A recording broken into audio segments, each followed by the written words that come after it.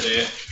We have like a few EV owners here today that were gracious enough to bring their vehicles to check out. So some of you that might have never seen like a Model 3 or been able to like sit inside one before, you know, that might be an option if you have a little bit of time after the presentation.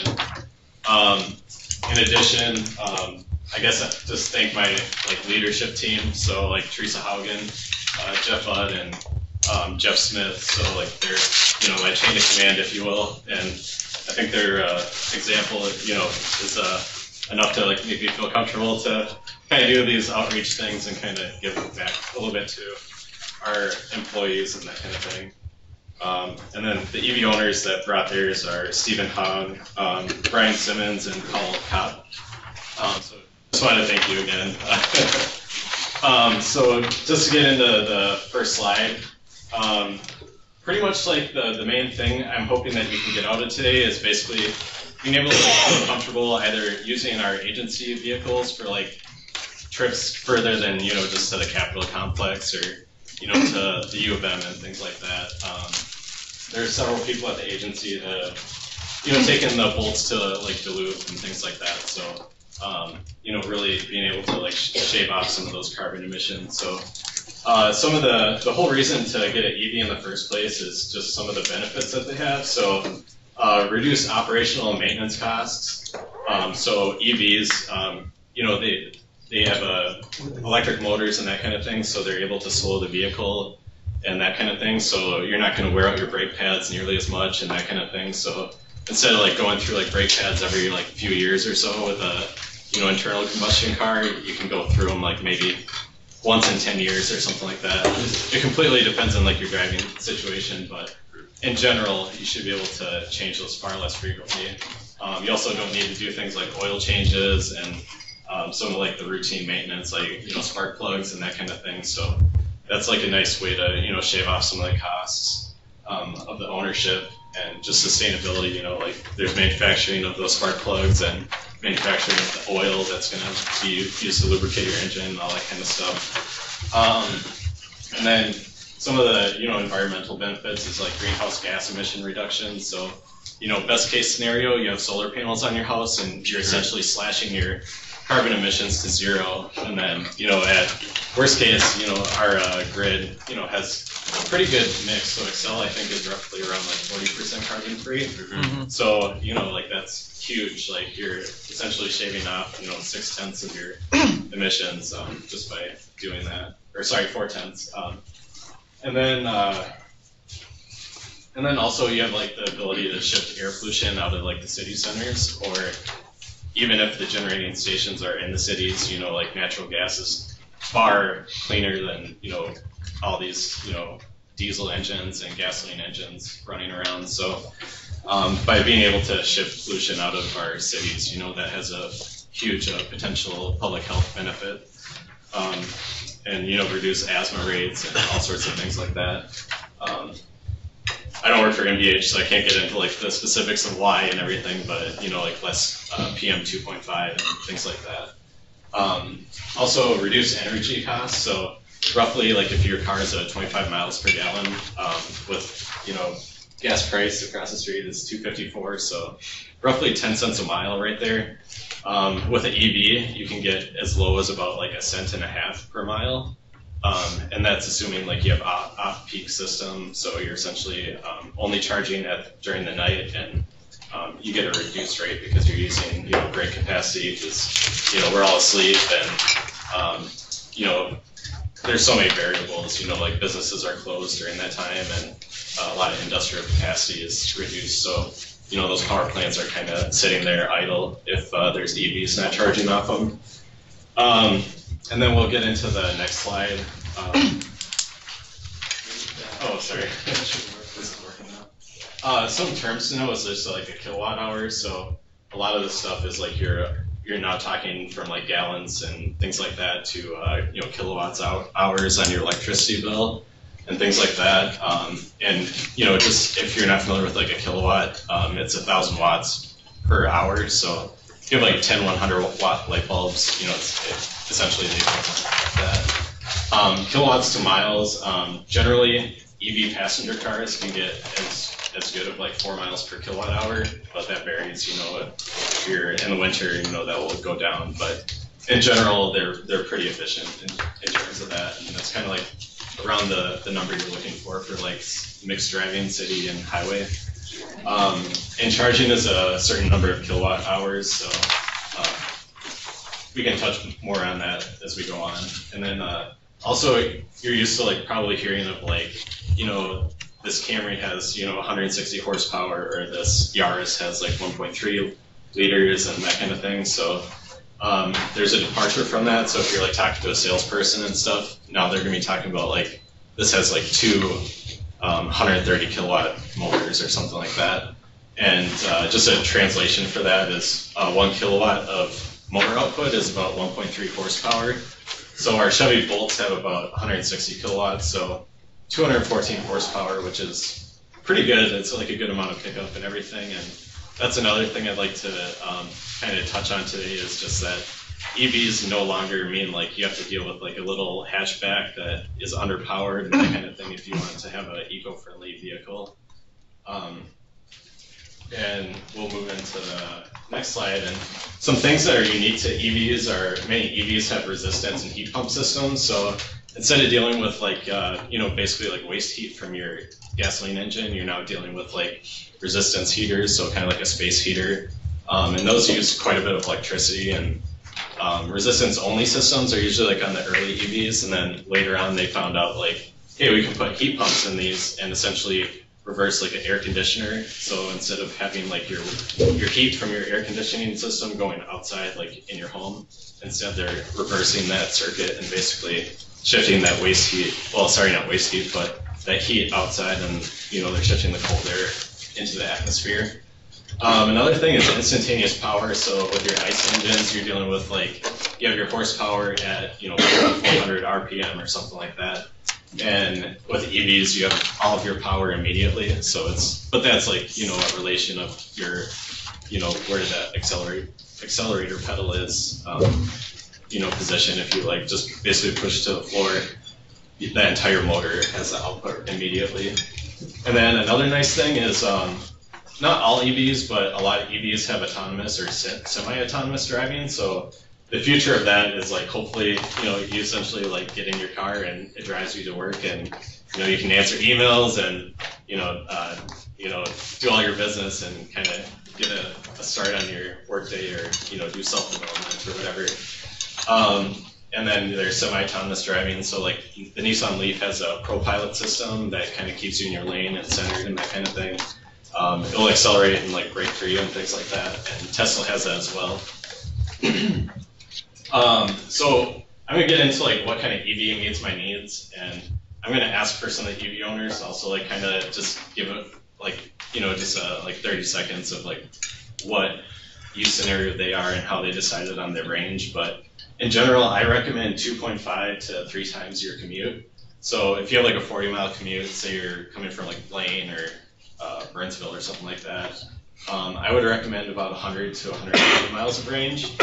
And what's cooked into this scenario is in the winter, you can have like as significant as like a 50% range reduction, because, you know, the cold has a chemical effect. So your chemical reactions are slowed down, and essentially there's less current and things like that. So that's just taking that into effect. And then also just be able to run errands. So I don't want you to like run into like a, you know, a bad situation with when you get your car. So I don't want you to like basically be like, okay, now I can only like commute home and commute to work, and that's it. I can't take my kids to dance lessons and, you know, go to university classes in the evening and that kind of thing. There's so many vehicles available, and I have some handouts here. You can email me after this if you're listening in, and I can, you know, send you those materials. But in general, the most popular ones in Minnesota for battery-only vehicles are your BMW i3, Tesla models, Tesla Model 3, S, and X. There's a Y coming next year, I believe. A Nissan Leaf, Chevy Bolt, and there's a few others that are kind of limited production or, you know, kind of prohibitively expensive. For plug-in hybrids, So you're like really not sure, like, okay, I don't know if I want to, really dive in head first with EV only. The Chevy Volt, the Honda Clarity, Toyota Prius Prime will run on electricity, and then once it's exhausted that electric range, it's gonna basically throttle off and then turn on the gas engine seamlessly. So, if you don't know if you have to use like your car for work a lot, because just sudden meetings or whatever, you have that flexibility of being able to have the flexibility of gas stations and whatnot, and being able to like predictably know when you're going to get to your destination. Do they have the same type of electrical range as the other ones, or are they a little bit less? They're quite a bit less, just because you have to like carry around both systems. So you have to carry around the electric motor, the battery, and then like also like your gasoline motor and everything. So that does weigh a little bit more. So like the Chevy Volt has a range of about 50 miles. The Clarity is roughly in the same territory. The Toyota Prius Prime, I believe, is in the 20 range, like maybe 22 miles or something like that. So it's 25. So 25, I think I heard. And then affordability. So a lot of people like look at the MSRP on these cars and they're just like, okay, I can't afford this. Throw their hands up and walk away. And really, there's a lot of like tax incentives, and now there's utility rebates and stuff. So, for instance, like a Nissan Leaf, I just have this memorized. So, like your MSRP is like $29,900, and then if you got your tax rebate and the Xcel rebate, you instantly drop the price to. Well, sorry, not instantly drop, but your net price is essentially at $18,900, which now we're like really talking to like numbers that fit into a lot of people's scenarios.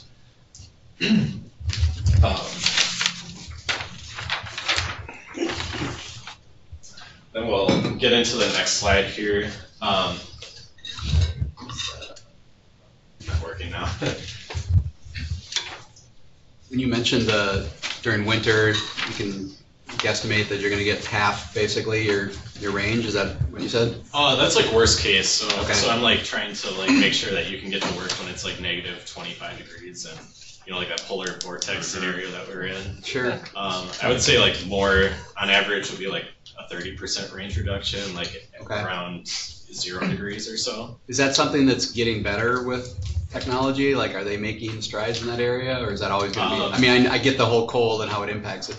I think you'd have to ask like the Tesla owners, but I think they have like battery heaters in them and stuff that essentially like, you can basically like say I'm going to leave at 7 a.m. So like the car throws its heaters on and things like that, like half hour warms up your cabin, so you're ready to get going to work with like a comfortable, interior and everything.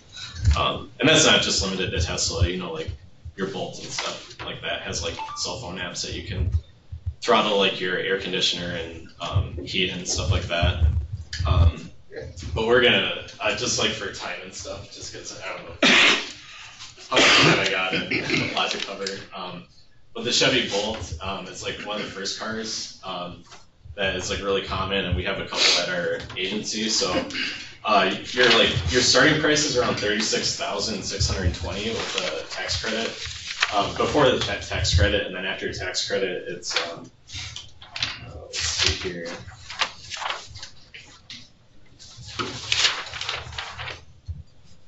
$29,900. Shoot, I don't have the exact number, but it basically brings it down $7,500. Eventually, that tax credit's going to go down, so they produce enough vehicles. So I'm not sure that when the deadline hits, but April 1st, their tax credit will get slashed in half.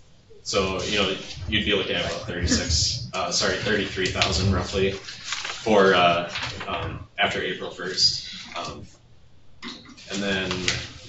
What does one pedal driving mean? Oh, sorry. Some of the strengths of the Bolt is like it has one pedal driving, so you can use your accelerator pedal essentially to like brake your car to a complete stop. So you're able to like manipulate the pedal like according to traffic conditions, and it kind of sounds complicated at first, but you like really, a golf cart. Yeah, essentially like a golf cart, like where you lift off the pedal and you start slowing down right away.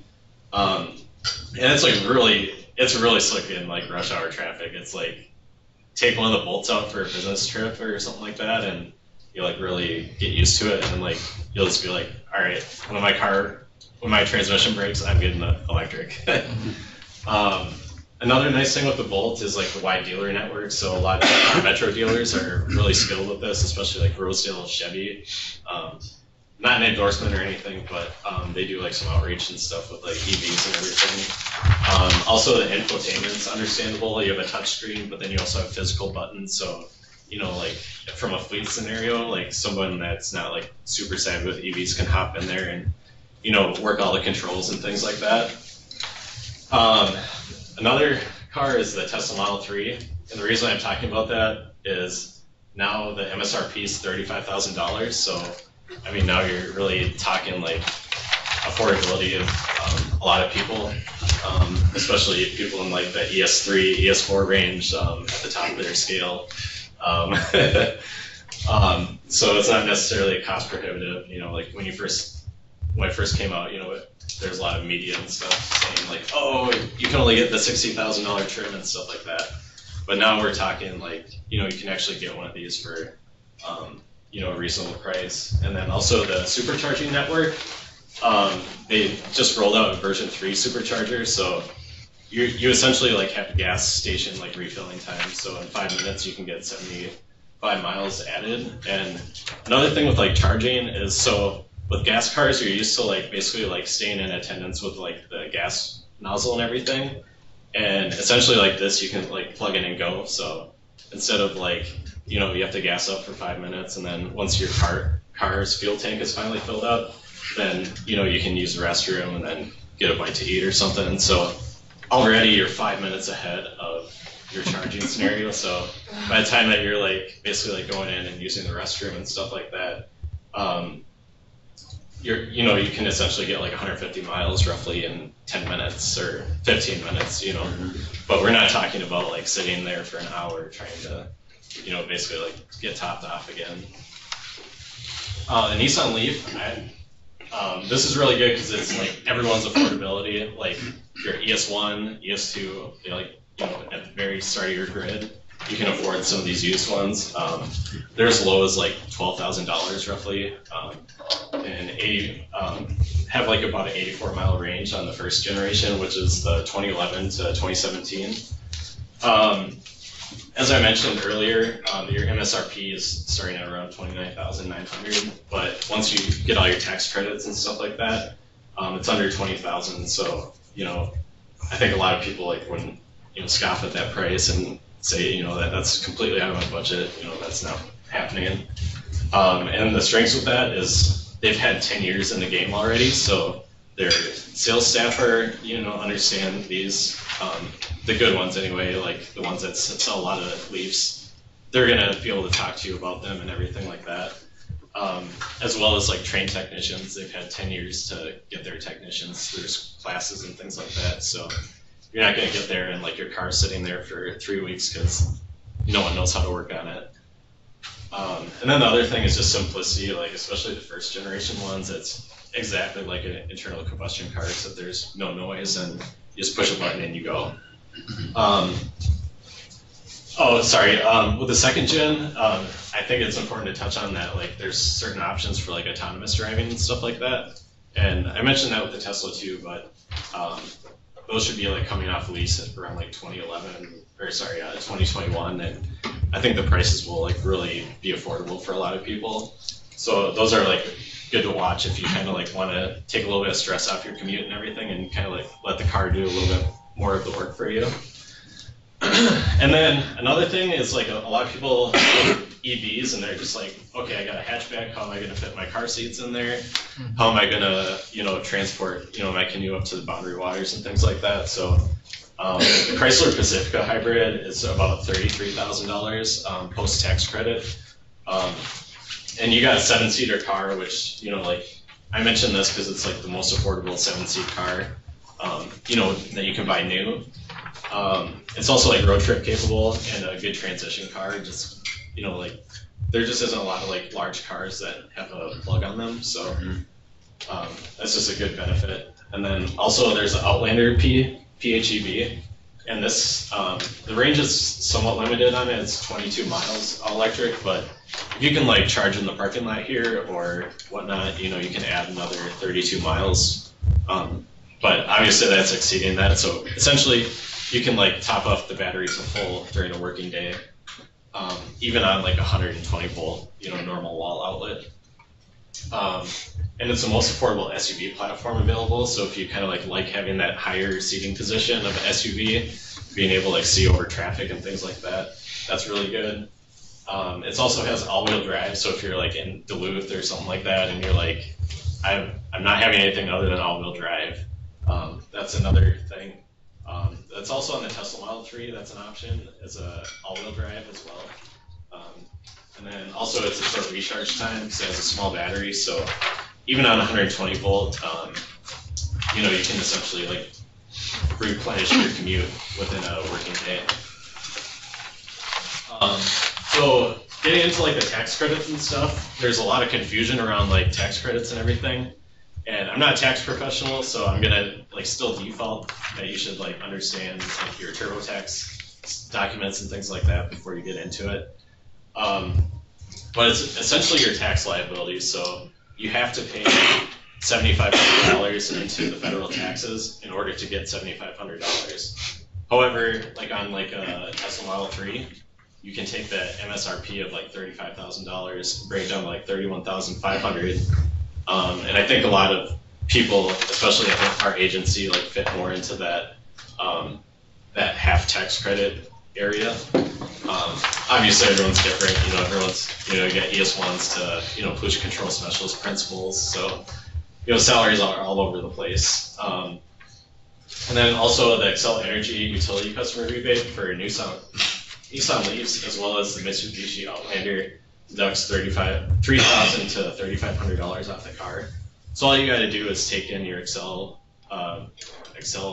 your utility bill, bring it in when you're getting your car, and I believe they just knock off $3,000 or $3,500 off your thing. I think those end April 1st. That's something that you really want to take advantage of.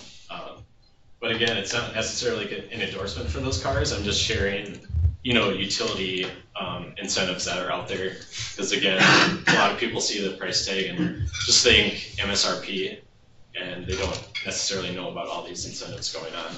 And really, I had to like dig into the weeds in order to even find this information. So it's just good information to share if you're thinking about it.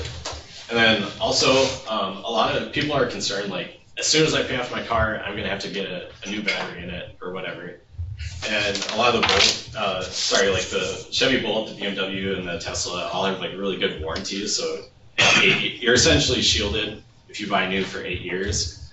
And even then, there's a lot of data suggesting that the batteries have a lot more useful life in them, like roughly like 90% after 180,000 miles. And with used EVs, it's just like you're buying any other used car. Oh, go ahead.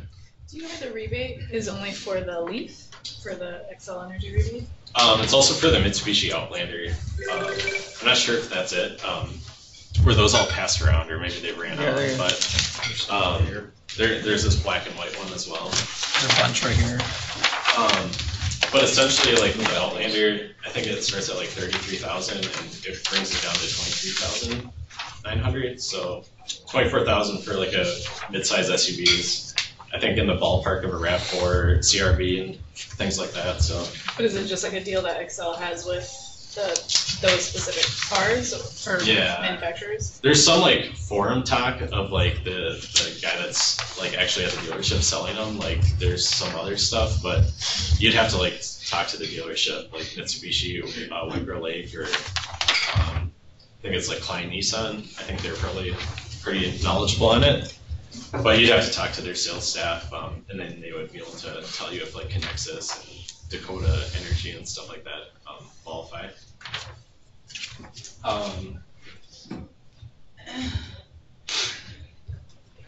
So again, with like used EVs, research is key. So like just understanding like common problems with cars, and like for instance, like the Chrysler Pacifica had a high recall on like the catalytic converters and software. So just being aware of that, and like make sure that the technical service bulletin or the recall was done before you get the car, so you don't have to deal with that hassle yourself. and other things like that. And then also like at least anecdotal evidence and like a lot of things I see in my day-to-day like research and everything is that thermally managed batteries like you find on I think all Chevys, all Teslas, and now the Nissan Leaf E+, which isn't out yet, all have thermally managed batteries. So like that means like they have essentially like your cooling and heating system like you have on a car to keep that battery at the best temperature possible. And I think the biggest thing that like really hurts the long-term longevity of the batteries is not having thermally managed batteries when it's like really hot outside. So I would like strongly suggest staying away from like a Nissan Leaf that's from like Arizona or like Nevada or something like that. Our climate in Minnesota is much more forgiving though, so I think there's no reason that like a Nissan Leaf with a thermally managed battery won't last as long as just about anything else. It'll have like some range degradation more than like a Tesla or something, but it's not necessarily going to be like when the 2011, 2012 was out, like you heard horror stories of batteries getting replaced in like a year or two, and we're so far beyond that nowadays that it's much less of a concern. There's also used EV groups or used EV groups like forums and stuff like that. Pretty much any car that you would want, like you can kind of like basically be like, does anyone have like a Volkswagen e-Golf or something, and like willing to let me like test drive it and just like chat with you? And like people are so friendly in this community that you just ask like, hey, I'm looking at this like Model 3, I'm looking at Performance one and a black one, like, and someone will instantly raise their hand and like be like, hey, come over, or I'll drive out to you and like let you check it out and everything. So it's really good because you can avoid that like dealer lot sales pressure and everything, and deal with someone that actually has like real world experiences. From like a Nissan Leaf perspective, like I would definitely recommend connecting with someone with like a diagnostic scanner, because you can dig so much deeper into like the whole battery health. So like the Nissan Leaf has like 12 bars, and essentially as those drop, like that's essentially telling you how much your original capacity you have left. So basically this tool will say like you're about to lose that 12th bar, so now you're going to have like, I don't know, like 93% of your battery instead of the original 100% that it had. And then just some use examples. Can you put the GS Motors website on? I think like a lot of people think EVs and they're just like, I can't afford it. And some examples, and this is again not any kind of endorsement or anything, but there's only one used EV dealership in Minnesota, so I'm just going to use it. And you can get anything from like a Tesla Model S that from like 30 grand, and then if you scroll to the bottom, or like maybe mid-page, so like you see like you can get as low as like $12,950, and if you dig into like the details and everything, like you can essentially see that that dealership says it has like the full battery health and everything like that. Again, I would suggest using like a scanner or whatever, because some unsavory dealerships, I don't think this is one of them, but if someone really knows what they're doing, they can essentially reset the battery health indicator, and then it's not going to reset until you have so many, like, I don't know exactly how it works, but essentially you have to drive so much to like recalibrate and then tell you like the true health. So if you get into like a shady dealership, that could happen. And I think the OBD2 thing can like basically save you from that.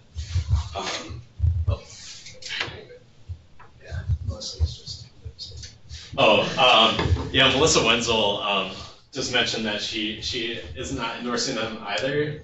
Or sorry, not professionally endorsing them, but they bought their vehicle from them and were really happy with them. I also know someone in my industrial water quality section that bought one too from them. If you can shift back to the presentation. But also there's like a few other things on here. So you can get a Volkswagen e-Golf for like $14,000 and a BMW i3 for about $17,000. So if you kind of like want to drive a concept car, you can get a BMW i3, which is kind of cool because I think it has like a carbon fiber chassis and everything.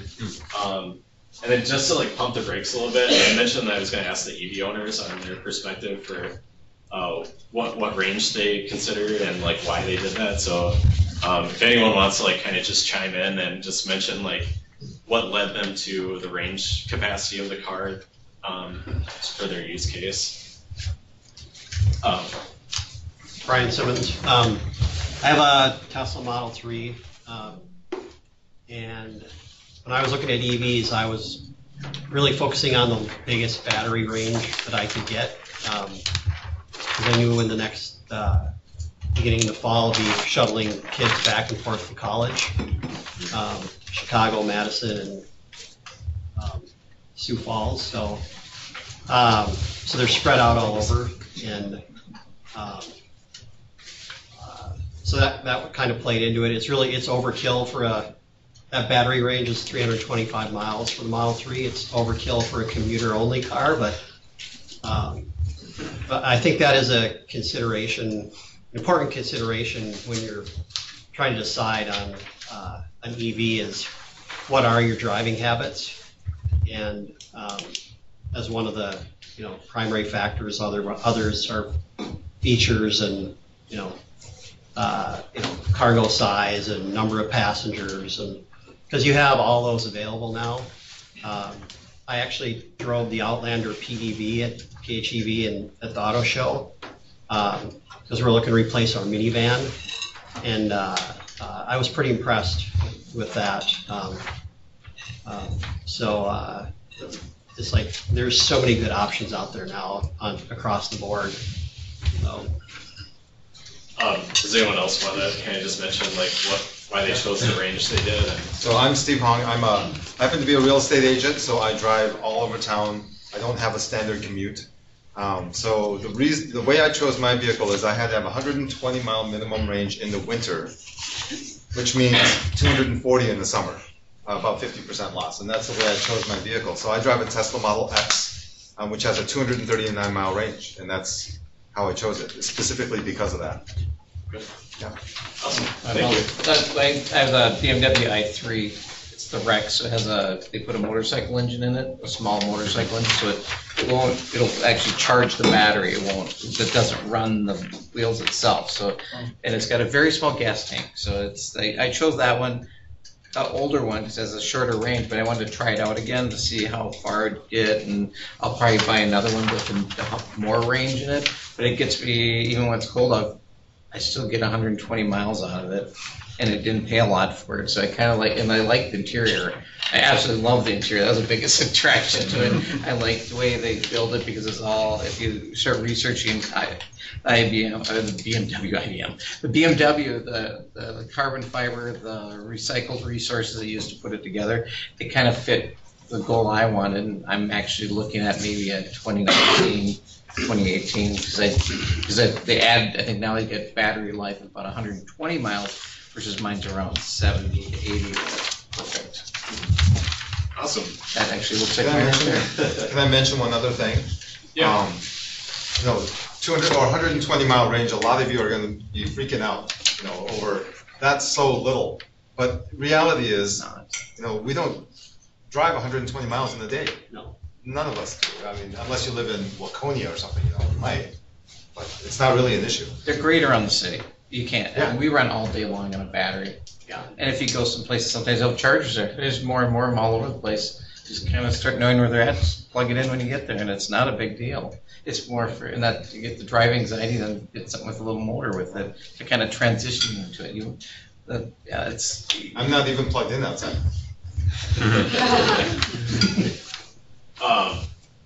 And just to shift over to some other things. So the reason I'm covering the Nissan Leaf is just because I think like it is the most affordable like used EV and everything. So just to like explain things a little bit further, if you're looking at buying one of these or whatever, essentially like your range degradation that I talked about. So like your original, like it came with 84 miles of range roughly. Like that's the shortest range one. This is like your number of battery capacity bars. So there's 12 bars.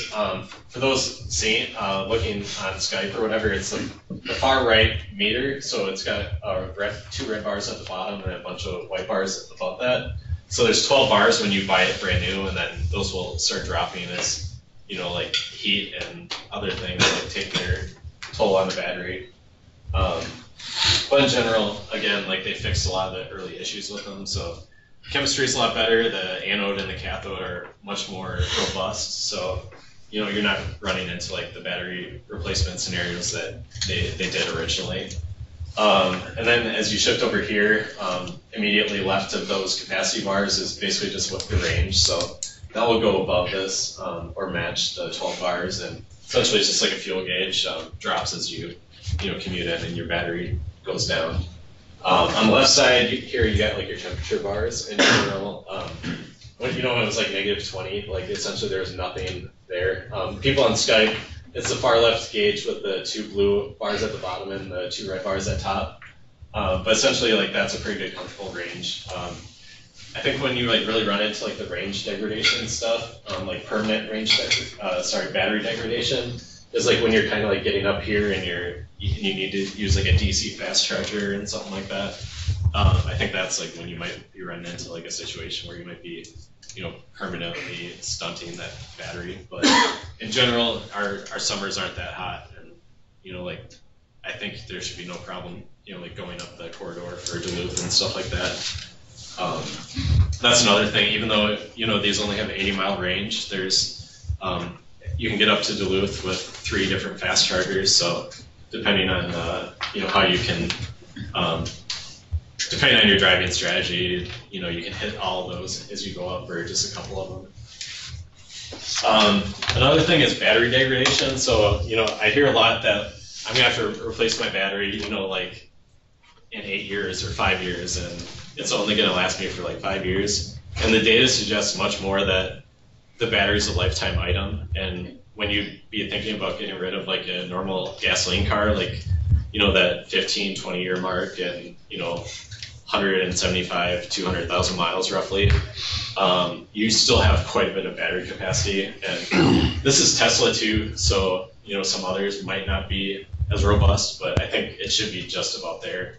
But a lot of the data suggests that in general the trend line is 90% capacity after 186,000 miles. So essentially, like, you're not even talking about battery recycling at that point. You're talking about using this battery once you're, basically the body of the car's worn out, and throwing that into like grid capacity. So now you're talking about taking those Tesla batteries and using them in like basically like crates and everything. So like during peak events and stuff, we can use those batteries and things like that.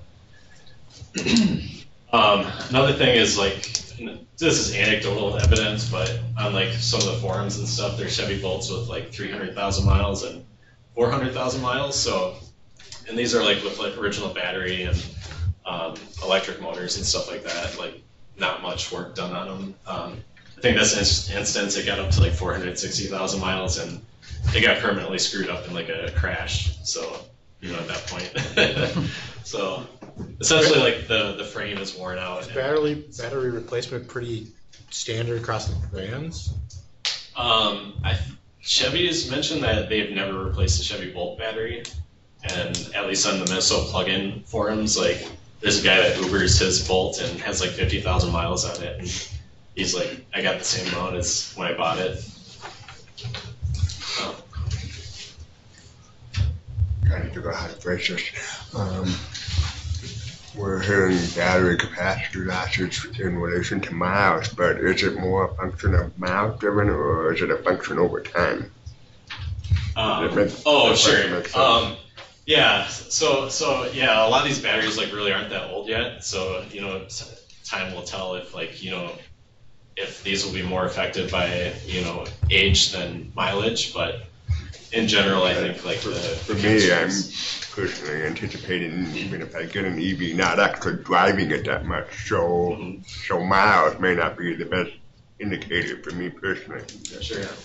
Yeah, if you're not going to drive a lot, I think like the biggest thing that might be able to like maintain your battery's health is like making sure it doesn't sit for a long amount of time at 100%, and then also basically avoiding like the extremes. So like very low states of charge and very high states of charge. If you can avoid those, that will help it like just go a little bit longer. So you don't like pretty much never drive on the weekends, like maybe saving your charging for like Sunday night. So your battery's kind of like sitting at the 50% range for most of the time, and then that kind of thing.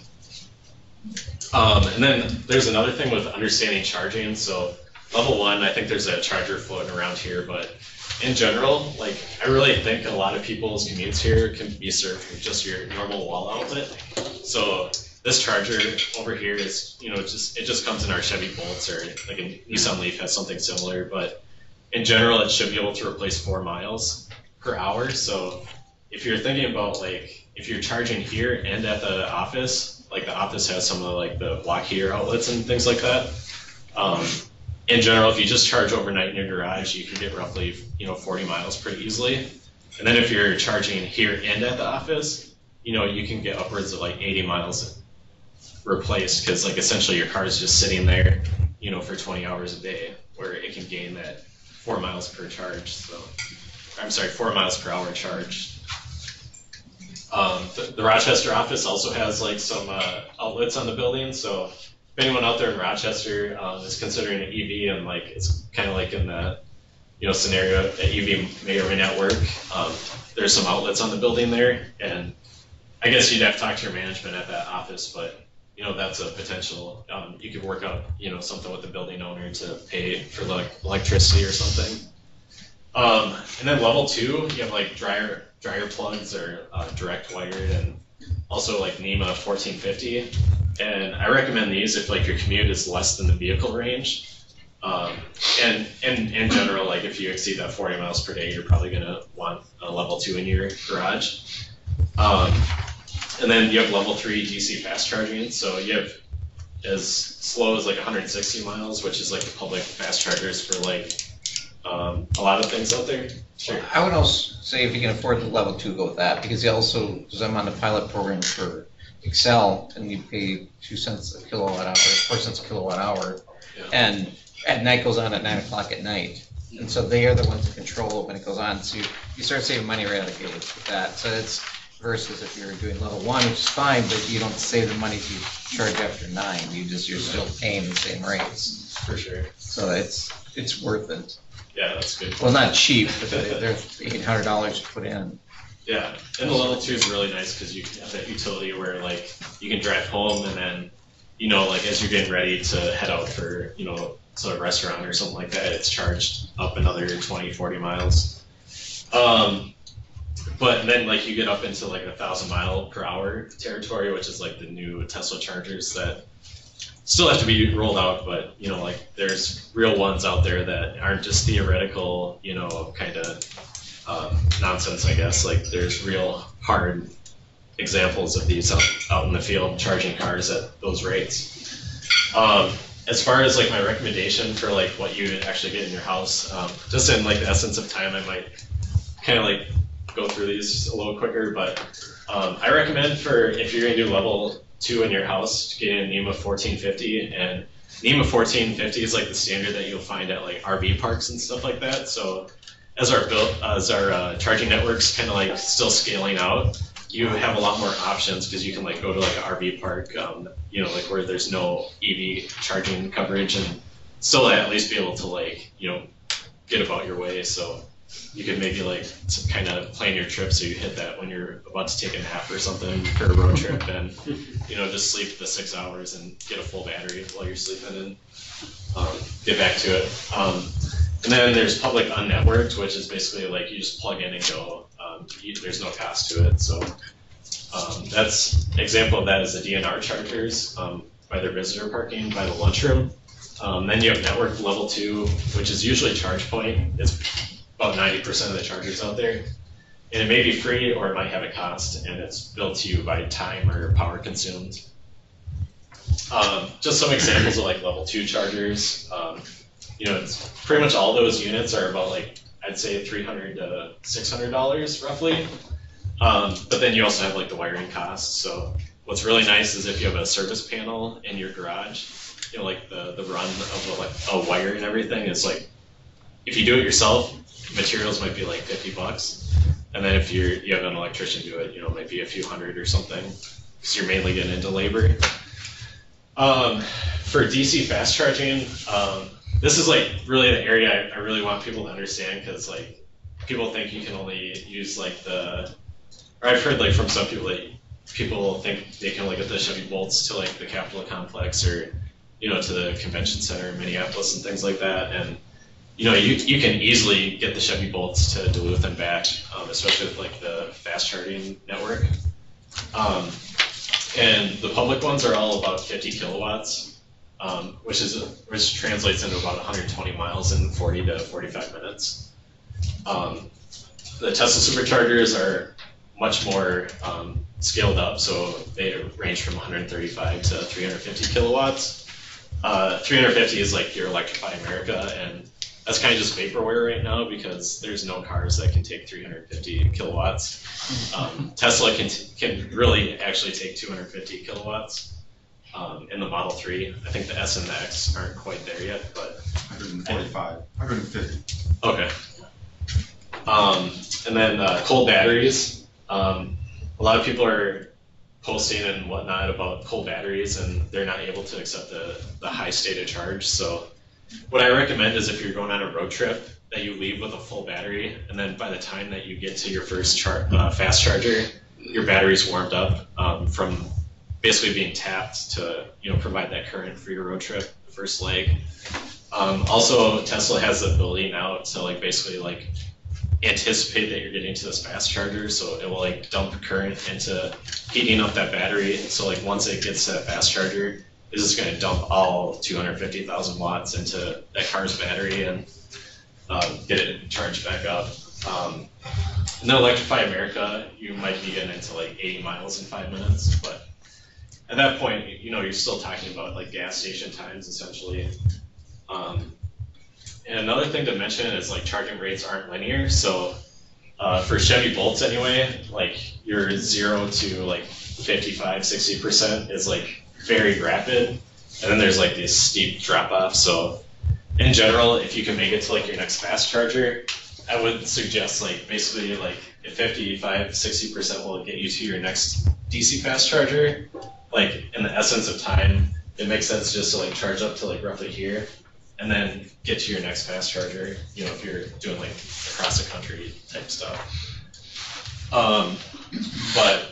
But it's also like the cost to charge during this time is much more expensive. So essentially like this is like your best bang for the buck time is like your 0 to 55, 60% with the Chevy Bolt. The Tesla's a little bit higher and whatnot, but I think still like once you start getting into like that 70-ish% or higher, there's pretty much you're getting into like level 2 charge rates.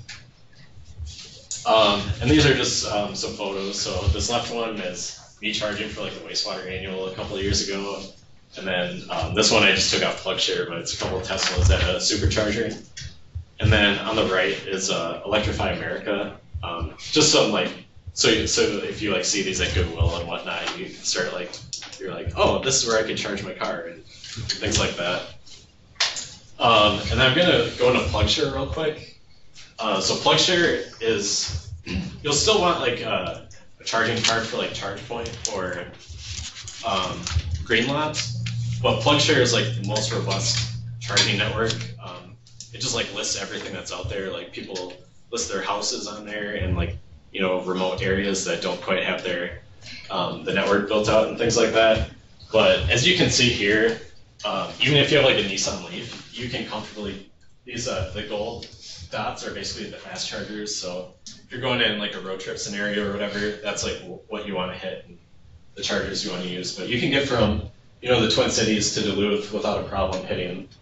There's a DC fast charger and Forest Lake, and then there's in Pine City a fast charger, and then can't think of what that city's called, but anyway, essentially you can kind of understand that you can hopscotch your way up to Duluth, even if you have a short range EV, and then if you have like a long range EV like a Bolt or whatever, you just shoot all the way up to Duluth and throw it on the fast charger in Duluth, and then by the time that you finish work meetings and stuff like that, you have a full charge to go home. So essentially, there's no like really opportunity cost if you have long range EV. You can essentially get to work meetings in Duluth and not have to deal with like charging logistics and stuff like that most of the time.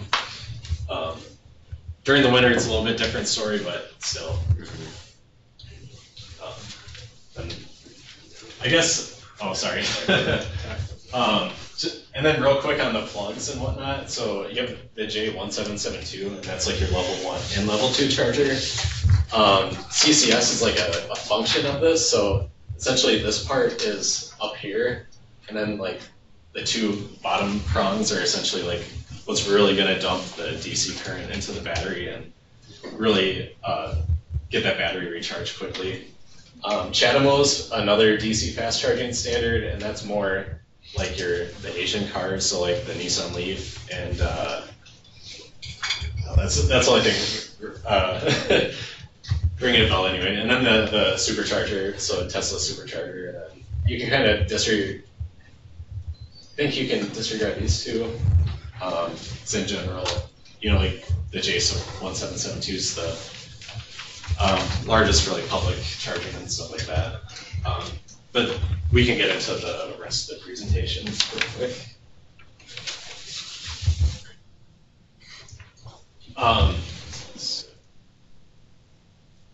So my cold weather tips is try to choose a trim level that includes like a seat warmer and a steering wheel heater. And these are much more efficient than like trying to heat the cabin air. So like having a warm steering wheel, it makes so much more of a difference than like having that really cold hunk of plastic in your hands. And you can keep the cabin temperature a lot lower, which uses a lot less electricity. And I would say like 65 Fahrenheit is like really comfortable with like a winter jacket and stuff on. You have like some like rural troopers out there that will like have a blanket on and stuff with their Nissan Leaf and everything, but I think most of us are maybe a little less committed than that. So heating in winter takes a big hit on your range? Potentially. Part of that 50% range loss is to heat the cabin and to heat the battery. Okay. And part of trying to like minimize the impact to the battery is preheating and pre-cooling. So like before you take off, if you know like for commuting and stuff, you know what time you're gonna leave for work in general.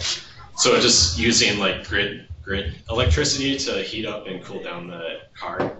So when it's connected to the charger, it's using that charger electricity before it's using the battery. So it's just a good way to, make sure that you have all of that battery electricity devoted to propulsion of the vehicle and just moving it along.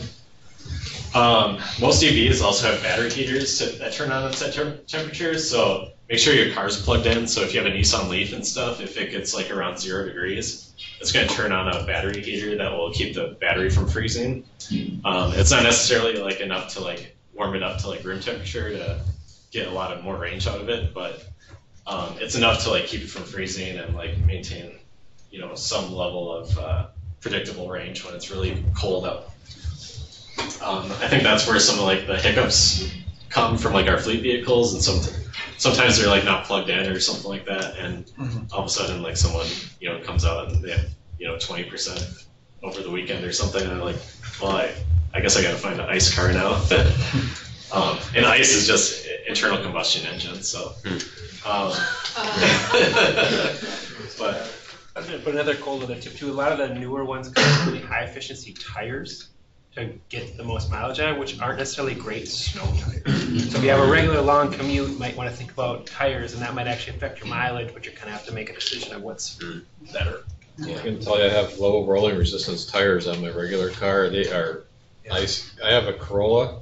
I can spin the tires on dry pavement in the summertime with a Corolla. So that tells you the traction. Some of the other tips I have is Tesla's has really advanced computers and stuff, which the Bolt and stuff doesn't necessarily have. But so this is more like tips for like non-Tesla vehicles. So it's basically contrasting like your Google Maps or whatever your navigation app is of choice against what the computer is telling you. And then that way, like, you can kind of like predict what's going to be comfortable for, once the range remaining is lower than like what Google Maps is telling you, you probably need to like deviate off course and find a charger. But in general, at least like we'll build your confidence up to make sure you're going to get to your destination. There's also a big range hit from like 65 to like 70 plus miles per hour. So if you can drive and tolerate 65 miles per hour, like going up like to Duluth and stuff like that, you'll get a lot more range per kilowatt hour doing that. Also, I recommend not putting too much thought and energy into like your charging behaviors. Like there's already software cooked into the car that protects it from like its health and everything, so it's not gonna, when your car's fully charged, it's not really at 100%, because 100% would degrade the battery faster, and the same is true for like the low end, so it's gonna tell you 0% before it's really at 0%, which kind of like leads into that like cell phone argument. Like I'm gonna have to replace my car battery like a laptop or a cell phone and whatnot, and the power density is a lot different and the chemistry is different, as well as things like cell phones and laptops are meant and designed for like power capacity for like the smallest amount of weight and everything, and the car batteries don't have those limitations. So while they're designed to get more output per weight and everything, it's like a different level and everything. So also have like 2 chargers planned when you're driving places, because if one of like the public chargers is out, then otherwise like you'll be stuck charging into like a wall outlet, which really sucks for like a road trip scenario.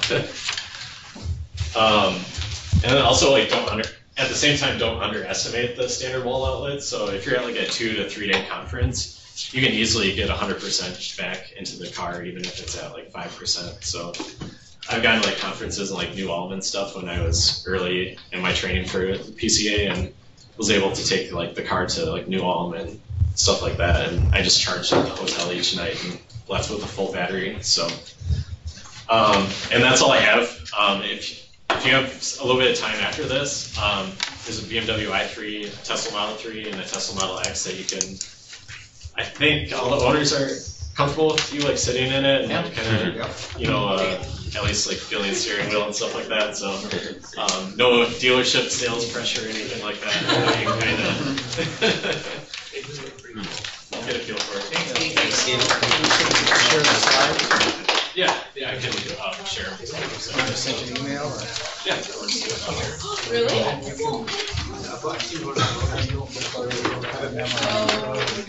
Thanks from Skype land, Steve, was excellent. Thanks, Steve. Yeah, great job.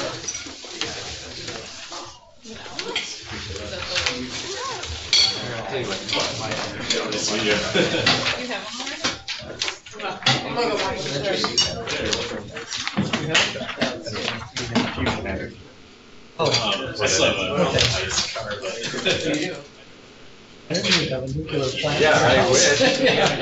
Yes, I dabble. You dabble.